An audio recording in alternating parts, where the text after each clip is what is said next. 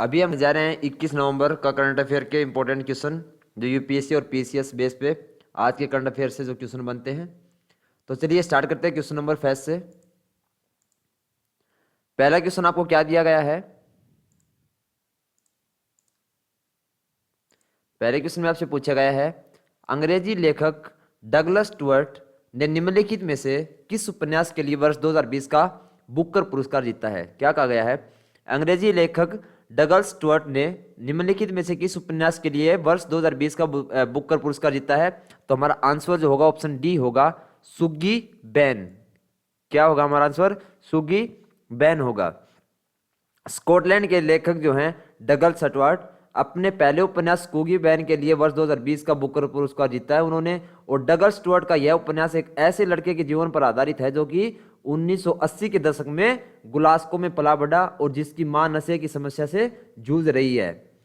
Booker पुरस्कार अंग्रेजी साहित्य का सबसे प्रतिष्ठित पुरस्कार है जो कि सर्वोत्तम अंग्रेजी उपन्यास को दिया जाता है। इस प्रकार की शुरुआत वर्ष 1969 में अंग्रेजी में प्रकाशित उपन्यासों को प्रोत्साहित करने के उद्देश्य से की गई थी। आफ्टर दैट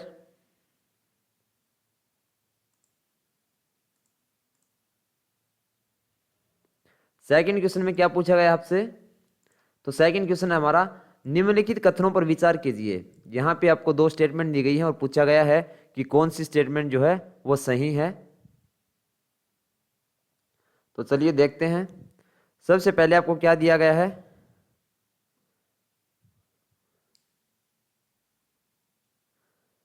भारत नवजात कार्य योजना की शुरुआत वर्ष 2019 में भारत सरकार के केंद्रीय स्वास्थ्य एवं परिवार कल्याण मंत्रालय द्वारा की गई थी। क्या कहा गया है? भारत नवजात कार्य योजना की शुरुआत वर्ष 2019 में भारत सरकार के केंद्रीय स्वास्थ्य एवं परिवार कल्याण मंत्रालय द्वारा की गई थी। और दूसरी स्टेटमेंट में क्या कहा गया है? इसका लक्ष्य जो है वो single digital national mortality rate तथा single digital still birth rate प्राप्त करना है। उपयुक्त कथनों में से कौन से सही हैं? तो हमारा आंसर जो होगा वो होगा बी, केवल दो। जो दूसरा जो स्टेटमेंट है वो बिल्कुल सही है, पहली जो स्टेटमेंट है वो गलत है। वर्ष 2014 में भारत पहला ऐसा देश था जिसने भारत नवजात कार्य योजना की शुरुआत की थी, जो नवजातों की मृत्यु और जन्म के समय मृत पाए जाने की समस्या की खत्म करने के लिए global every newborn action plan के अनुरूप कार्य करती है। दूसरा क्या था इसका लक्ष्य? Single digital national mortality rate जो है और single digital still birth rate जो है उनको प्राप्त करना। इसके बाद में हमारा थर्ड क्वेश्चन होगा। थर्ड क्वेश्चन में आपसे क्या पूछा गया है? रुपे कार्ड के संबंध में निम्नलिखित कथनों पर विचार कीजिए। क्या कहा गया है? रुपे कार्ड जो है उससे संबंधित कथनों पर विचार कीजिए, यानी कि जो एटीएम आता है रुपए का उससे रिलेटेड क्वेश्चन है ये। तो रुपे नेटवर्क का विकास राष्ट्रीय सूचना विज्ञान केंद्र यानी कि एनआईसी द्वारा किया गया है। और दूसरा क्या है? इसका उपयोग केवल भारत में ही किया जा सकता है।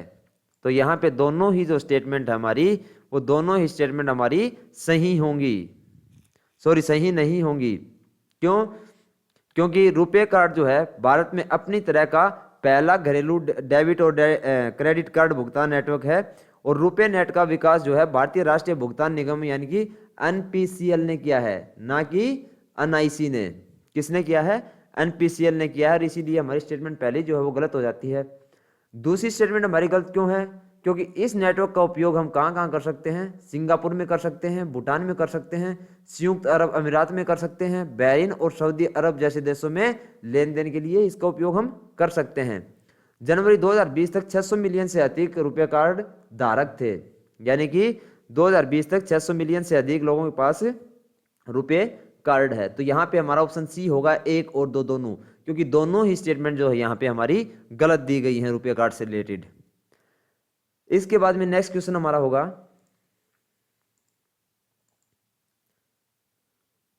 इस क्वेश्चन में आपसे क्या पूछा गया है? निम्नलिखित में से किन देशों के पास अंतरराष्ट्रीय समुद्री संगठन यानी कि आईएमओ द्वारा मान्यता प्राप्त नेविगेशन प्रणाली मौजूद है? क्या पूछा गया है? निम्न में से किन देशों के पास अंतरराष्ट्रीय समुद्री संगठन द्वारा मान्यता प्राप्त नेविगेशन प्रणाली मौजूद है? तो हमारा आंसर होगा 1, 2 और 3, 4, यानी कि ऑप्शन सी, संयुक्त राज्य अमेरिका, चीन, रूस और भारत। चारों ही देशों के पास जो है अंतर्राष्ट्रीय समुद्री संगठन द्वारा मान्यता प्राप्त नेविगेशन प्रणाली जो है वो मौजूद है। भारत विश्वव्यापी रेडियो नेविगेशन प्रणाली जो है एक भाग के रूप में अंतर्राष्ट्रीय समुद्री संगठन यानी कि जिसको हम आईएमओ भी कहते हैं, इंटरनेशनल मैरीटाइम ऑर्गेनाइजेशन द्वारा मान्यता प्राप्त अपने स्वतंत्र भारतीय क्षेत्रीय नेविगेशन उपग्रह प्रणाली यानी कि IRNSS के साथ दुनिया का चौथा देश बन गया है। और 4 से 11 नवंबर 2020 तक आयोजित अपनी हालिया बैठक के दौरान आईएमओ की समुद्री सुरक्षा समिति ने IRNSS को विश्वव्यापी रेडियो नेविगेशन प्रणाली का एक घटक के रूप में मान्यता प्राप्त दे दी है। इसके बाद में हमारा 5th क्वेश्चन होगा,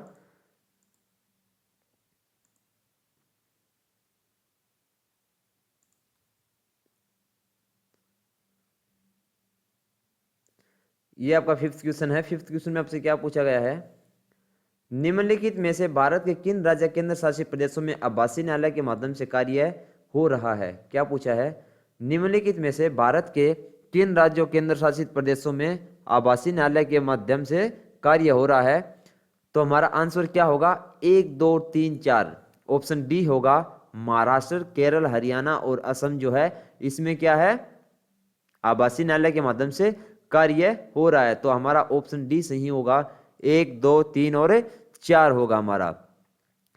जो आभासी न्यायालय है वो भारत सरकार के कानून एवं न्याय मंत्रालय के न्याय विभाग के साथ साथ उच्चतम न्यायालय की ई समिति की ही एक पहल होती है। आभासी न्यायालय एक ऑनलाइन न्यायालय है जिसे आभासी न्यायाधीश जो एक व्यक्ति नहीं बल्कि एक एल्गोरिथम होती है द्वारा प्रबंधित किया जाता है। इसके अधिकार क्षेत्र को पूरा राज्य में बढ़ाया जा सकता है और यह 24/7 घंटे कार्य करता है। वर्तमान में भारत में 9 आभासी न्यायालय कार्यरत हैं। दिल्ली में 2 न्यायालय हैं, हरियाणा में एक है जो फरीदाबाद में है, महाराष्ट्र में जो है वहां पे भी एक है पुणे और नागपुर में, और मद्रास कर्नाटक में भी एक है बेंगलुरु में, और केरल में एक है वो कहाँ पे है, कोच्चि में। एक असम में है, असम में कौन सी जगह, गुवाहाटी में। ये सभी न्यायालय है केवल ट्रैफिक चालान मामलों को निपटा रहे हैं। ये जितने भी हैं ये क्या कर रहे हैं, ट्रैफिक चालान जो मामले हैं उनको निपटा रहे हैं। इसके बाद में हमारा नेक्स्ट क्वेश्चन होगा, 6th क्वेश्चन में आपसे क्या पूछा गया है, निम्नलिखित कथनों पर विचार करें। तो पहला क्या है, भारत ने एकीकृत चेक पोस्ट यानी कि ICPS का निर्माण जो है बांग्लादेश और नेपाल की सीमाओं पर ही किया है। दूसरा क्या पूछा गया है, भारतीय पक्ष में एकीकृत check post land port authority of India यानी कि LPI द्वारा बनाया गया है जो कि गृह मामलों की मिनिस्ट्री के अंतर्गत आता है। तो यहाँ पे हमारा आंसर क्या होगा, हमारा आंसर होगा केवल 2, ऑप्शन बी होगा हमारा यहाँ पे, क्योंकि भारत और नेपाल ने हाल ही में जो है नेपालगंज में एकीकृत चेक पोस्ट के निर्माण का शुभारंभ किया है और एक छत के नीचे सीमा शुल्क और आवर्जन सुविधाएं लाकर ICP मालवाहक ट्रकों की सीमा पर आवाजाही को सुचारू रूप से शुरू करेगा। भारत और नेपाल सीमा पर तीसरा ICP होगा और अप्रैल 2018 और 2 जनवरी 2020 में बैरीगंज और विराटनगर में इसी तरह की सुविधाओं का संचालन किया गया था। भारत ने बांग्लादेश और पाकिस्तान जैसे पड़ोसियों के साथ सीमाओं पर भी ICPS का निर्माण किया है।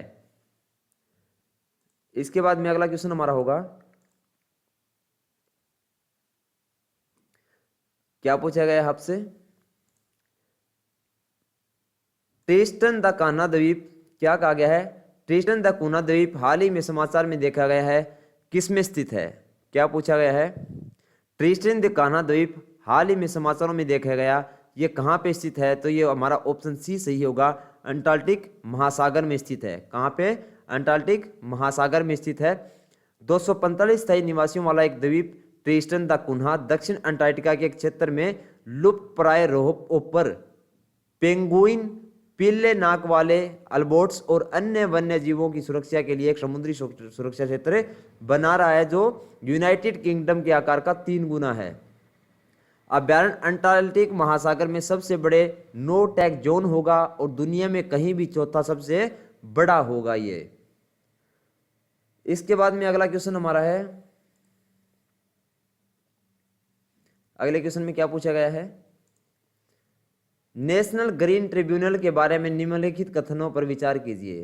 किससे रिलेटेड है ये, नेशनल ग्रीन ट्रिब्यूनल के बारे में है। 3 स्टेटमेंट दी गई हैं, आपको देखना है यहाँ पे कौन सी सही है।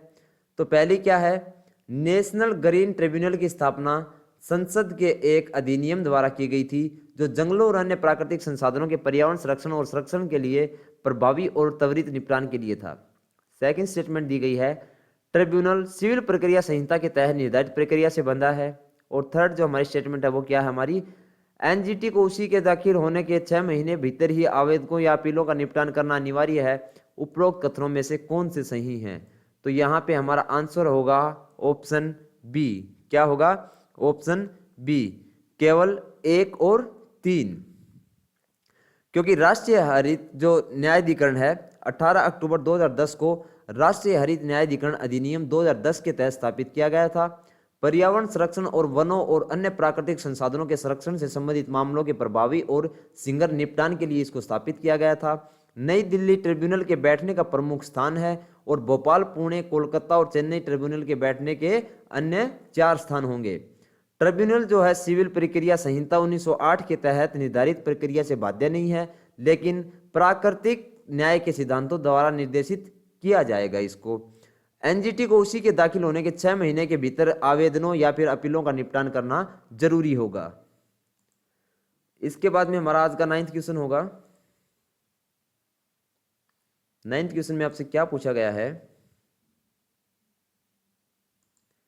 9th क्वेश्चन में आपसे पूछा गया है alliance of small island status. क्या कहा गया है? Alliance of small island status, यानी कि जिसकी शॉर्ट फॉर्म है AOSIS के बारे में निम्नलिखित कथनों पर विचार कीजिए। AOSIS से रिलेटेड आपको स्टेटमेंट दी गई है 3, देखना है कि कौन सी सही है। पहली स्टेटमेंट आपकी क्या दी गई है, स्मॉल आइलैंड स्टेटस का अलायंस कम झूठ बोलने वालों और छोटे द्वीप देशों का एक अंतर सरकारी संगठन है। दूसरी है, गठबंधन का मुख्य उद्देश्य ग्लोबल वार्मिंग को संबोधित करने के लिए स्मॉल आइलैंड डेवलपिंग स्टेटस की आवाज को मजबूत करना है। और तीसरा जो है हमारा वो है संयुक्त राष्ट्र विकास कार्यक्रम यानी कि UNDP के साथ AOSIS भागीदार जलवायु वार्ता को प्रभावी ढंग से प्रभावित करने के लिए। तो आपको देखना है कि कौन सा ऑप्शन होगा, तो ऑप्शन डी हमारा सही होगा। 1, 2 और 3 तीनों ही स्टेटमेंट जो दी गई हैं वो बिल्कुल करेक्ट हैं। AOSIS जो है 44 छोटे द्वीपों और निचले सतह के तटीय विकासशील राज्यों का गठबंधन है, जिसमें 5 पर्यवेक्षक शामिल हैं। कमजोर लोगों के लिए एक आवाज के रूप में इसका जनादेश हाशिए को आवाज को बढ़ाने से अधिक है, क्योंकि यह इन देशों के हितों को भी वकालत करता है। आकार के संदर्भ में AOSIS उन देशों से निकट से मिलता जुलता है जो वैश्विक मंच पर इसका प्रतिनिधित्व करते हैं, लेकिन अक्सर अपने वजन से काफी ऊपर पंच करते हैं। अन्य उपलब्धियों के बीच ग्रीन हाउस गैस उत्सर्जन में कटौती के लिए ऐतिहासिक वैश्विक प्रतिबद्धताओं पर बातचीत करते हैं। आज का हमारा लास्ट क्वेश्चन होगा, क्या पूछा गया है आपको 10th क्वेश्चन में? 10th क्वेश्चन में पूछा गया है निम्नलिखित में से कौन अंडमान और निकोबार द्वीप समूह में विशेष रूप से कमजोर जनजातीय समूह के रूप में सूचीबद्ध है। क्या पूछा गया है? निम्नलिखित में से कौन अंडमान और निकोबार द्वीप समूह में विशेष रूप से कमजोर जनजातीय समूह के रूप में सूचीबद्ध है? तो हमारा आंसर होगा 1, 3 और 4। क्या होगा? 1, 3 और 4। इसमें आपका टोडा होगा, सेंटिनेल्स होगा और आपका सोमपेन होगा।